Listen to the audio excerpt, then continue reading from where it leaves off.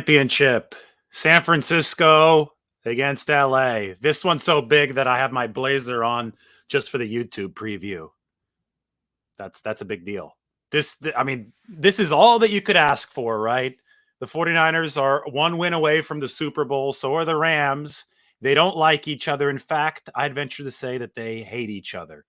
Still remember George Kittle muttering some stuff about the Rams that I can't repeat after he left the lectern at the press conference following the Week 18 overtime win for the 49ers. And I'm sure all those feelings will be left out on the field on Sunday come 3:30 Pacific time when it's all on the line for the 49ers and the Rams. So we're going to go through some of the game preview points as we always do, because our question that we have to answer is, will the 49ers beat the Rams to win the NFC Championship and reach their 8th Super Bowl? By the end of this video, you will know my prediction for the game. The preview on The Athletic is right up above me right there, or just to my side, I guess, superimposed on the screen. We're going to go through some of that, and we'll also hope that you guys subscribe to The Athletic.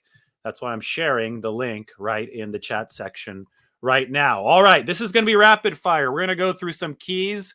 We've discussed this game ad nauseum over and over again. I mean, this is the third time these two teams are playing, so there's really no reason to beat around the bush.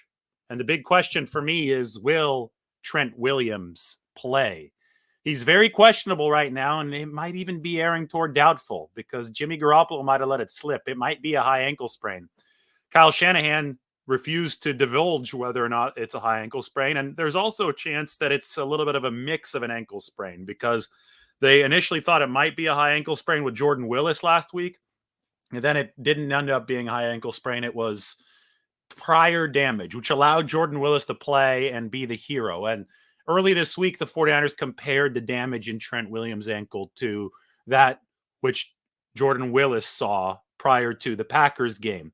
Now, Jordan Willis ended up being fine. Obviously, he is now a 49ers legend for blocking the punt. I call that the block. Instead of the catch, I call it the block against Green Bay. But he also had the big hand swipe to set up Jimmy Ward for the blocked field goal. So Jordan Willis was superb, and then his comments this week were even better. Maybe I'll call those back up for this show. I had him in a previous episode. And speaking of previous episodes, now that more of you are here, please do subscribe. We've passed 10K this week. We were at 5,000 subscribers just a couple weeks ago. We're now over 10,000. It's blowing up. That's because the NFC Championship is coming up. So the Trent Williams question is one probably of pain management. He is swearing to Kyle Shanahan right now that he's going to be able to play. But Trent Williams also said the same thing before the Week 18 game, and then he just couldn't do it when he stepped out there and tried to warm it up on Sunday morning. So the 49ers really hope that it's different, because the 49ers were able to beat the Rams with Colton McKivitz at left tackle and Tom Compton at right tackle. But doing that for the second straight time, in my opinion, is going to be a tall ask, because the Rams have a good pass rush. The Rams should not be underestimated. The Rams can come off the edge with Leonard Floyd and with Von Miller, who seems to be playing better and better football. And obviously Aaron Donald could line up anywhere and give an offensive line trouble. There's a reason why the Rams have a top 5 defense, and it's because they play well both in coverage and along the front. So the 49ers do need to block and execute up front in a fashion that's better than what they did for the first 27 or so minutes of that Week 18 game. And they really paid for the fact that Colton McKivitz was making his first career start at left tackle. So you either have Trent Williams and you breathe a lot easier on the left side, or you have to go back to Colton McKivitz and you probably breathe easier than you were in Week 18 when Kyle Shanahan, I think, even admitted having nightmares heading into that game if Trent Williams couldn't play, because it was Colton McKivitz's first career start at left tackle. But McKivitz got better as that game went along. The first half was a mess for the entire offensive line. They're discombobulated. They're trying to help McKivitz, but they also have to try to help Tom Compton because the 49ers don't have Mike McGlinchey at right tackle. And it just turned into, I want this video to remain appropriate for children. So it starts with an S and it ends with a W, the word. That's what the offensive line looked like for the 49ers in the first half. And Jimmy Garoppolo was just getting drilled from every which direction. But in the second half, once the 49ers found their rhythm, they were able to make it work with McKivitz at left tackle and Compton at right. And they may have to do that again in this game. And you know what else they may have to do? Even if Trent Williams plays, they may have to play with a Trent Williams who's not at 100%. And that might be the calculus come Sunday morning. That was the calculus earlier this month. Trent Williams really wanted to play, but he ultimately determined that he would be doing his team a disservice if he played hurt because he wasn't at full capacity. So the 49ers right now are probably thankful for their Week 18 experience because McKivitz got some under his belt at left tackle for the first time in the NFL level. And they did beat the Rams even with him. But in complete honesty, I think this is a 75% chance of a 49ers win if they have Trent Williams. And I think it decreases to a 50-50 toss-up without him. And I think that's what it comes down to. And we'll find out on Sunday what's actually going to happen. On to point two. What is the 49ers plan for Cooper Kupp? This guy is a complete stud. This guy has over 2,000 receiving yards if you now include the postseason. He leads the league in several categories. In fact, why don't we just bring up the graphic? This is from my game preview today. Cooper Kupp, number one with 159 receptions regular season in the playoffs. Number one, 2,191 yards regular season in the playoffs.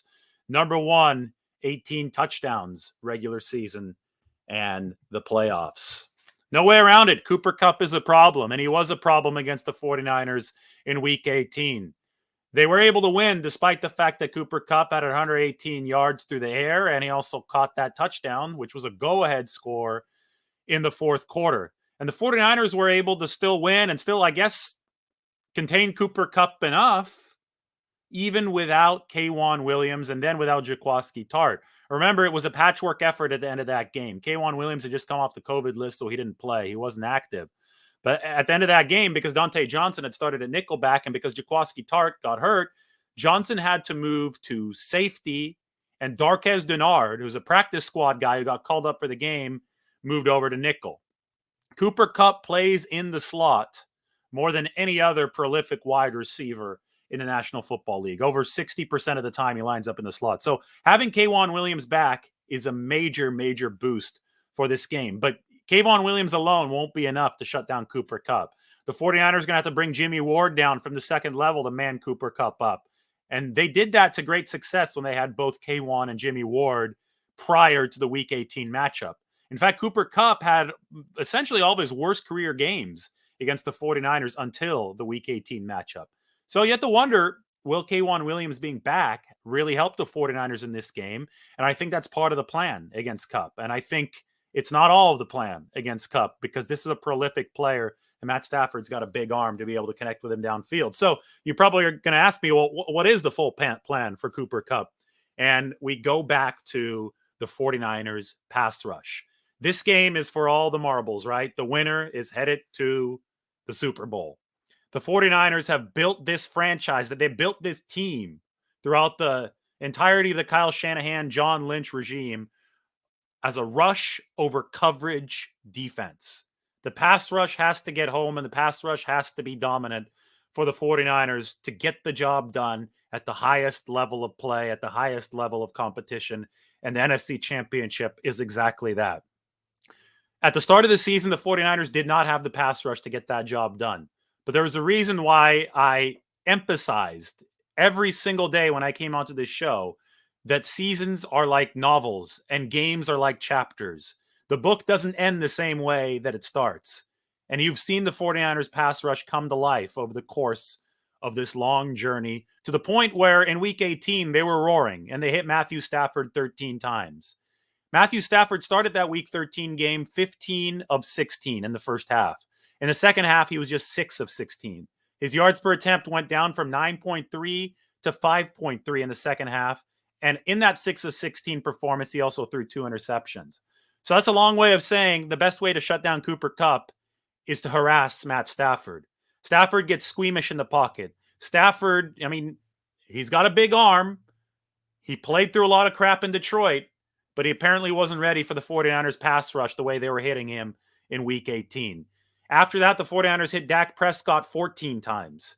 Then Aaron Rodgers got the ball out quicker, but they still hit him 7 times. And obviously the 49ers also shut down the Packers. So this defense is playing at an extremely high level. And they're doing it by getting to the quarterback. Now, if Stafford goes quick game, which I expect him to do to try to neutralize his 49ers pass rush, because even though the Rams have the best offensive line, pass blocking wise in the football by all the metrics, I think the 49ers defensive line is better than them. I think that's what week 18 showed. Well, if the Rams go quick game, the 49ers have to be ready to on the back end to pounce on it. And that's where the linebackers for the 49ers come in. This week, Sean Payton said that the 49ers are like this year's version of last year's Tampa team. And obviously the Buccaneers won the Super Bowl last year. So that is a huge, huge compliment. And there are a number of reasons why Sean Payton said that. Obviously the 49ers are surging. But one of the main, I think, similarities is the linebacker level. Fred Warner, Azeez Al-Shire, Dre Greenlaw are all healthy and playing their best football ever right now for the 49ers.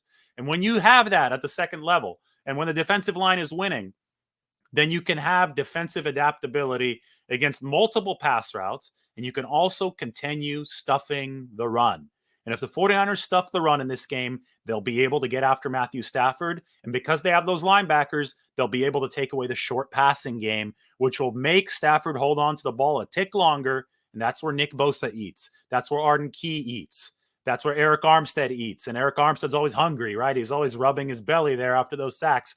That's where you get to that level of production from the defense and the defensive line. You have to stop the run and you have to stop the short passing game. The next key right here, this is a little bit more of an intangible one, but the 49ers are the tougher team than the Rams. That's why they've beaten them 6 straight times. The 49ers have Deebo Samuel. The Rams don't. I want to say the 49ers have Trent Williams and the Rams don't, but we don't know if Trent Williams is going to be healthy. The 49ers have Jimmy Garoppolo and the Rams don't. In fact, in that Week 18 matchup, the 49ers clearly had the tougher quarterback. The more that Garoppolo got hit, the more accurate he was. The more that Matthew Stafford got hit, the more squeamish in the pocket he was.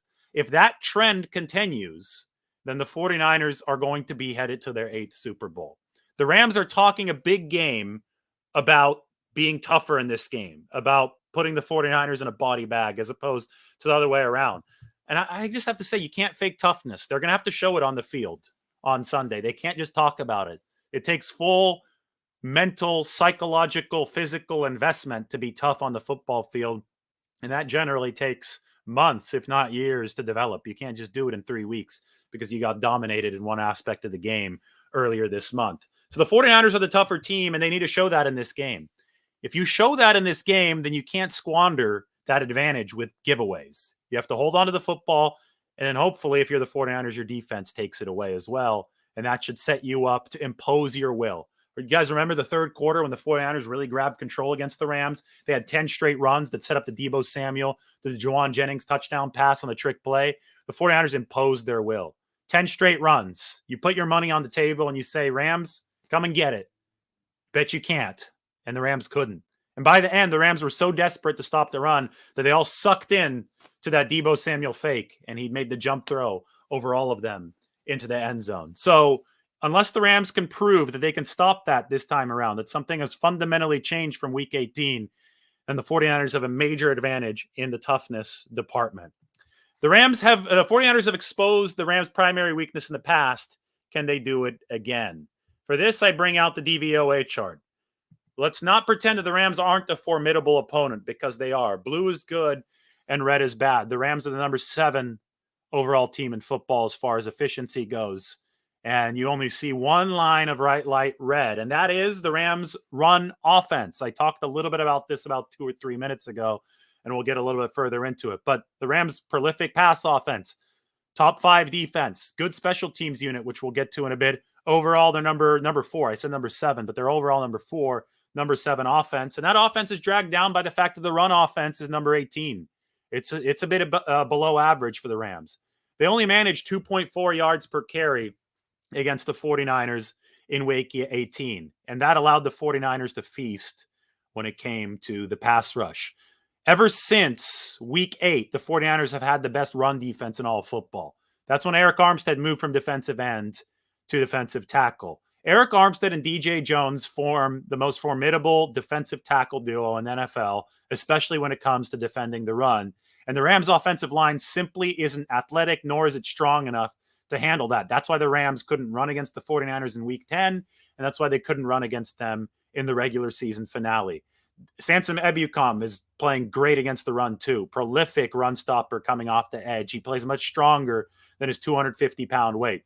But it's imperative that the linebackers for the 49ers and the defensive line for the 49ers continues playing at the same level, because if it does, it can expose that Rams weakness that my cursor is circling right there, that run offense. And if it exposes that, then the 49ers can pass rush. You have to earn the right to get after the quarterback. And if the 49ers are able to earn that right again, then this game can have similar results as 49ers-Rams games of the past. The 49ers cannot afford a special teams regression. Last week, if you looked at this chart for the Packers, special teams down here was number 32, dead last in the league. We talked about it on the preview. There was dark red on the chart. And guess what ended up happening? The Packers special teams ended up blowing the game.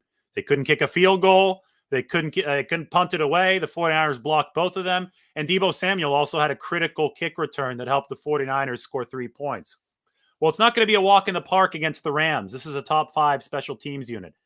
If you remember in Week 18, the Rams had an impressive punt return that set up one of their touchdowns to go up 17-0. The 49ers were, they had their backs to the wall at that point, and it was thankfully for their sake they were able to dig out of it in the second half and hold serve on special teams.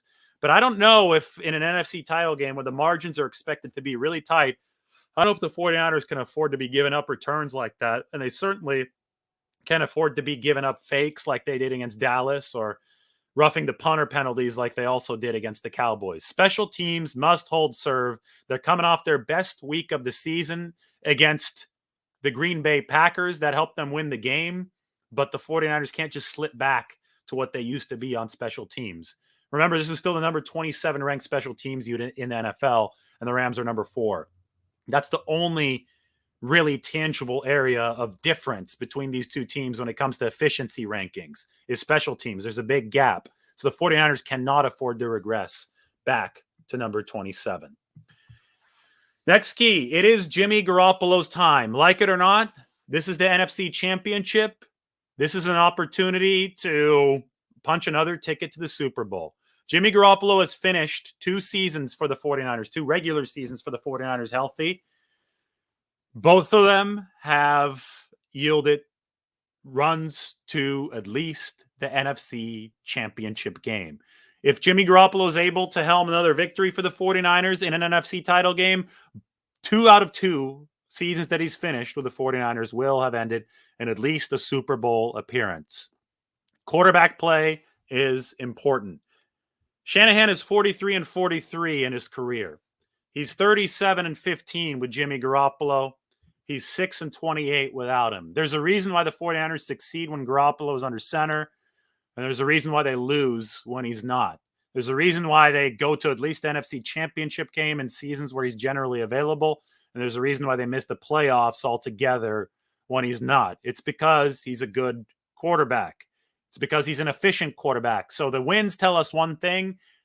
The advanced stats tell us the same thing. And the tape, if you subscribe to my channel and watch my film breakdowns throughout the entirety of this week and the entirety of this season, tells us the same thing. Jimmy Garoppolo is the case of a quarterback whose winning percentage, advanced stats, and game tape all show that he's a good quarterback.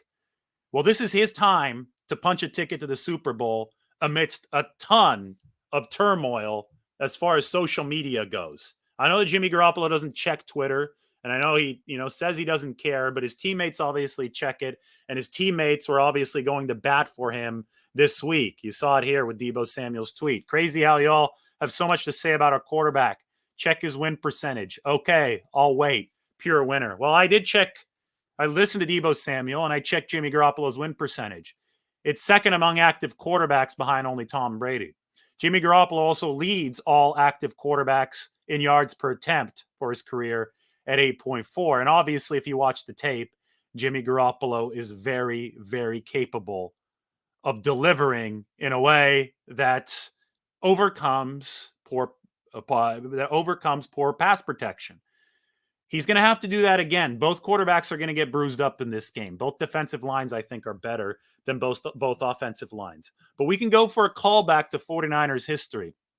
Joe Montana threw 3 interceptions before he threw the touchdown pass that yielded the catch to Dwight Clark in the NFC title game. That was January of 1982. Joe Montana turned the ball over 3 times in the NFC title game of January 1985 before the 49ers made it to the Super Bowl and beat Dan Marino. These types of games are rarely pretty. NFC title games are gritty affairs because especially when both of these teams know each other as well as they do. There are going to be hiccups. There are going to be mistakes in this game. There are going to be quarterback hits. Hell, there might even be interceptions. But it's about who makes the plays when the money is down, when it really matters. And that's what Jimmy Garoppolo has shown that he's really good at. So it is his time because this entire game is going to have to be a performance in the clutch. This is not just 2 minutes here, 2 minutes there. This entire game, it's going to be played under a roof. It's not like Lambeau where it's going to be icy and there's going to be, reasons why the offenses don't do as well for 60 minutes. The offenses are going to have to be on their P's and Q's throughout this entire game, even if the path is not smooth, even if it's not linear. And if Garoppolo does his job and the 49ers offensive line does his job and the receivers catch the passes and this team comes together in a team sport the way that it's supposed to, then Garoppolo should get, and maybe he won't, but that's why this YouTube channel exists, he should get the credit that he really does deserve. Because winning the NFC title is no joke. And the 49ers did that 2 seasons ago, and now they have a chance to do it again.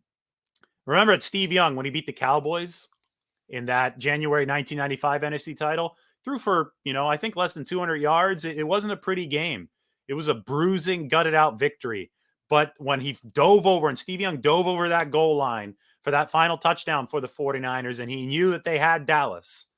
Well, at that moment, a huge weight was lifted off his shoulders. I don't want to say he got a monkey taken off his back because that technically didn't happen until Gary Plummer grabbed it in the Super Bowl a couple weeks later against the Chargers. But for all intents and purposes, Super Bowl 29 was a coronation.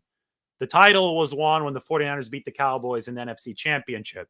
I'm not saying that this year will be the same because even if the 49ers win, the Bengals, who are a formidable opponent, or the Chiefs would have weighed in the Super Bowl. But this is still a monumental step that the 49ers are about to embark on. And if Jimmy Garoppolo can again come through in the clutch and get it done, well, he'll have one huge feather in his cap. And I think a lot, the people who have doubted him and the people who haven't respected what he's done will lose even more credibility. And this was a week of people losing a lot of credibility for some really, really dumb, bad comments about Jimmy Garoppolo. But that's where we are right now. That's what the noise surrounding the 49ers quarterback position is going to generate. And we just move forward knowing that this game has such high stakes for both quarterbacks involved. It's Candlestick South. It's going to be Candlestick South. And I didn't say Levi South because I think culturally saying Candlestick South is more appropriate here. Candlestick had the vibe, right? It has the championships for the 49ers. And I think that they're trying to bring that to SoFi Stadium this weekend. Here's a stat for you. In the Week 18 game, 20% of StubHub's ticket sales came from Northern California billing address zip codes. The 49ers controlled the crowd. 65 to 75% of the crowd was red in that game, based on my estimation. Yet only 20% of the purchases came from Northern California. This time, according to StubHub data, 43%, over twice as many ticket orders, have come from Northern California zip codes. So if you think that this might be a 49ers takeover as far as the fans go, you might be right. It's almost like predicting an election based on polling. It's going to be inexact, right? But we have data that shows that, A, this is the most sought-after event in StubHub's history that's not the Super Bowl. I mean, the ticket sales are breaking all kinds of records as far as volume goes. And we have that 43% number. And we have the control number, right? We have the number from Week 18. When 20% of the ticket sales came from Northern California, the 49ers fans almost filled that whole place up. And they made Matthew Stafford go on a silent count. Jimmy Garoppolo didn't have to go on a silent count. At 43%, I would think it would be even more 49ers fans. Plus, the resale prices are crazy. I think it's almost impossible at this point, or close to impossible, to get into the building at less than $1,000. I believe that 49ers fans have much greater purchasing enthusiasm than Rams fans. And there's also a ton of 49ers fans in Southern California. You add that all up, and I think we're looking at a game in which the 49ers could have home field advantage in the NFC title game away from home, which is not insignificant. I've told this story many times before, but when Ambry Thomas made the interception for the 49ers to walk off in overtime in week 18 and head into the playoffs, SoFi Stadium shook. That's how many 49ers fans there were, and that's how loud it was. Kelly Stafford, Matthew Stafford's wife, complained after the game that Stafford had to run on a silent count. You guys have all seen that video on this channel. So the 49ers would like to repeat and recreate the dynamics that they saw with that. I mean, they got a Rams false start 2 plays into the game last time. If this place on Sunday sees a Rams timeout or a Rams procedure penalty like a false start due to 49ers crowd noise, oh boy, hold your breath, because that's only going to further fuel that 49ers crowd. So the fact this is technically a home field advantage game, or we expect it to be, it's a big deal in a game where, again, the margins are very, very narrow. Finally, LA versus San Francisco for the Super Bowl. What else could you ask for? This is the same sporting cycle in which we saw Giants-Dodgers, San Francisco-LA in the playoffs for baseball in a great pennant race in the regular season. Little did we know that we'd also see the 2 cities and the 2 regions square off an NFC Championship game for the right to go to the Super Bowl. The storylines are there. The past, the history's there. These 2 teams played in the NFC Championship game after the 1989 season, and the Rams were coming off a win over the 49ers that year in the regular season, and they're coming off a win over the New York Giants in the divisional round. A walk-off win in overtime. Jim Everett was their quarterback, and the 49ers beat the crap out of them at Candlestick 30-3. The 49ers would go on to beat the crap out of the Rams a lot over the course of that decade in the 1990s, to the point where Ken Norton Jr., to close down the old Busch Stadium in St. Louis back when the Rams were there, beat up not one, but both goalposts at the old Busch Stadium in St. Louis. And the 49ers would say, the same old sorry-ass Rams. Well, we'll see. Are these the same old sorry-ass Rams? So far, the past 6 games they have been. They're always good against other teams. LA has that diva-ish flair, right? They brought in Odell Beckham. They trade for the big names. They got Von Miller in there. But then they lose to the 49ers. It's happened twice. First, they lose to the 49ers in week 10. They get, their asses kicked in week 10. It's 31-10.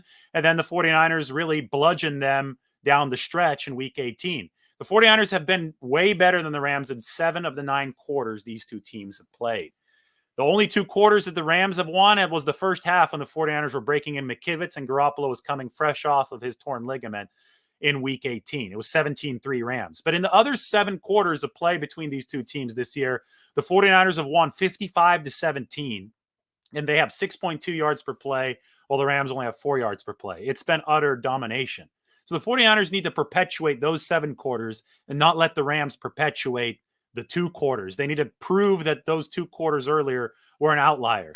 And I believe that the 49ers can do this because, A, I think they're tougher than the Rams. I think they embody the ethos of the Bay Area and what Kyle Shanahan and John Lynch have wanted for this team, the spirit of abundance that Bill Walsh instilled in the 49ers franchise, with Shanahan being an honorary descendant of that coaching tree through his dad, through Mike Shanahan. I think the 49ers bring all those things to the table. I told you guys yesterday, I was texting with Steve Young, and he thinks they bring all these things to the table. And he played for those teams back in the 80s and the 90s. So I think that the 49ers absolutely have that. And I think that the Rams bring a different ethos to the table. Now, they have McVay as the coach, who should be an honorary descendant of the McVay, Bill Walsh tree, right? Being his grandfather being the former 49ers general manager during those dynastic years. But I think being his grandson, I think McVay is further removed in this case. I think McVay is much further removed from that dynastic lineage. And I think that, LA has had its influence on the Rams. They have built a team to satisfy Southern California. They have built that, entertainment-centered team, big star players. Forget the salary cap. They don't worry as much about depth at the margins. And, hey, it could be a winning formula. It has been a winning formula in the regular season, but it hasn't been a winning formula for some reason against the 49ers. And I think the reason is all the things that I just listed. I do think that the 49ers are the tougher team. I think they have the tougher quarterback. I think they have the tougher line. And they have Deebo Samuel. And they have Nick Bosa. And the Rams don't. I mean, yes, there's star power on both sides. There's Jalen Ramsey. There's Aaron Donald, right? There's Leonard Floyd, who I think is a star coming off the edge too. There's Von Miller. Stafford is a big name. But I simply think that the 49ers and that lunch pail blue-collar mentality has been one of the main reasons why they've won 6 straight against the Rams. And one of the main reasons why I think they're going to make it 7 straight come Sunday. Yes, I do think the 49ers will make it to their 8th consecutive Super Bowl. I think that the 49ers are going to win by a final score that is going to make you people smile. I'm going to type it in here so we can put it up on the screen. This is my prediction. It has a root in franchise history. 49ers 28, Rams 27. Just like the catch game with Dwight Clark. That was a rivalry between 2 cities, the 49ers, San Francisco, and Dallas. 2 cities with different values, different ways of life, and great sports rivalries. Well, I think that LA and San Francisco, you could say the same thing. The rivalry has obviously transcended baseball, but I think it's time for the football one to get going again. And what 2 better teams, what greater juxtaposition than what the 49ers under Shanahan bring to the table and what the Rams under Sean McVay bring to the table. These are 2 very different teams, but they're both good football teams. And that's all you can ask for from an entertainment perspective. And I think we're going to see an evenly matched game where both of these teams are going to fight like hell. But I do think that the 49ers, true to form, since they have had the Rams number lately, will prevail and head to their 8th Super Bowl. So everybody, please do subscribe. I have noticed that about 10 people stopped viewing. We went from 700 to 690 as soon as the score came up. So that tells us how many Rams fans were watching the video right now. They saw 28-27. They're like, screw this guy. We're going to turn it off. But subscribe to the channel. We've blown up over 10,000. I bet if everybody that's sitting here right now subscribes, we're going to be over 11,000 by tomorrow. You know how I knew that the 49ers might be a team of destiny this year? I had 48,000 Twitter followers. And then I hit 49,000 on the day of the 49ers-Packers game. It only lasted at 49,000 just for that day. By the end of the 49ers-Packers game, I was at 50K. So we were at 49,000 in that range, in that 1,000 range, only on the day of the block, of Jordan Willis, of Robbie Gould. I mean, I could list all the heroes for the 49ers, but something told me, oh, God, this is crazy. 49,000 only during the day of that epic game at Lambeau Field. So we'll see what the next sign is for the 49ers moving forward. But I thought that Jordan Willis said it best the other day. And, you know, maybe this is something that I could pop up. Maybe this is something that I could get up on the screen here and we could finish with this. The quote from Jordan Willis that to me shows how together the 49ers are. So I'm going to find this from yesterday and I'm going to leave you guys with this. Check out the Dante Johnson piece, too, on The Athletic. I got to write one. It was Dante's first interview talking about the death of his mother last month and how he's overcome that. The 49ers have a lot of stuff going on in that locker room that leads me to believe that they are a team that is galvanized and ready for this very moment. This is what Jordan Willis said about why he didn't do a press conference after his punt block in Green Bay. I just didn't want to be taking all the praise for a team effort because this whole year has had such ups and downs for the team. So even though in that moment I was graced with the opportunity to block the punt, I don't want that to go down as the reason that we're sitting where we are. A lot of people have persevered to get here. All the work that the coaches have put in and night out, week in and week out, all the criticism Coach Shanahan has taken, all the criticism Jimmy Garoppolo has taken, all the criticism some of our top players on defense have taken, and they've all worked hard to dig us up out of this mess. I don't want one play to be a defining moment for all the hard work that this organization has put in to be where we are. That's Jordan Willis, and I think that means that the 49ers have a special bond in that locker room. It's one of the reasons that I think they're going to win the NFC Championship on Sunday. All right, everybody, thank you. Subscribe to the channel. Take care. Probably have some more content for you from LA, but there definitely will be content after the game. Remember, I do the stadium preview before the game, so that you definitely should subscribe for that. It's going to be a fun one at SoFi, so you can see how many 49ers fans there are there. All right, everybody, take care. Thank you again. Enjoy the weekend.